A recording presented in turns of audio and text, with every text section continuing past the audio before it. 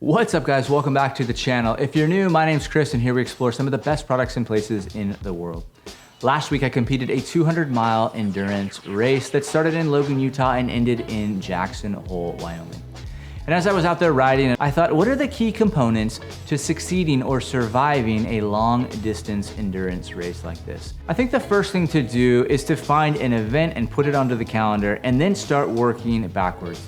In my case, I had a race that was in early September, so I started training for it on January 1st. And from January 1st until the beginning of September, I had ridden almost 7,000 miles. Many of those were structured training on a trainer in my garage, and many of those were based on a plan outside. For me, the best bang for my buck continues to be the $15 or $20 a month trainer road plan.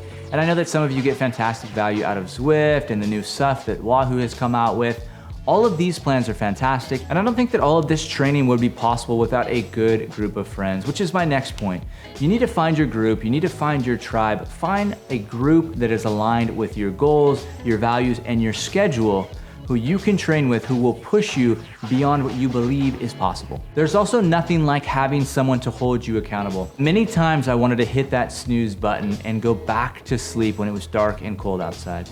But having a friend or a group encouraged me to get out, to go for a ride, to exercise, and every single time that I did, I came back better and more excited to train the next day. Find a training partner, find a club, find a group, someone who can help you achieve your goals. I can't tell you how many times I've been out with friends and they'll tell me how many calories they consume in an hour during a very vigorous race.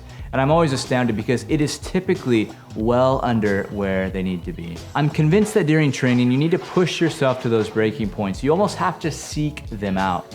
Years ago, I used to always cramp around 75 or 80 miles. And so, around mile 60 or 65, I started taking salt tablets. And guess what? I didn't cramp anymore. During this last race, my goal was to consume 300 to 400 calories an hour, consume salt tablets every hour on the hour, and I carb loaded beyond what I ever thought was possible. I think one of the other big keys is to find equipment that works for you and avoid getting sucked into the latest and greatest trends and avoid any last minute changes. In my case, I was debating between the NV Melee that has 600 miles on it or the Tarmac SL7 that has 10,000 miles on it. And I think some would argue that the Tarmac with 10,000 miles on it may be prone for more equipment failures, whereas the Melee only has 600 miles and it's basically a brand new bike.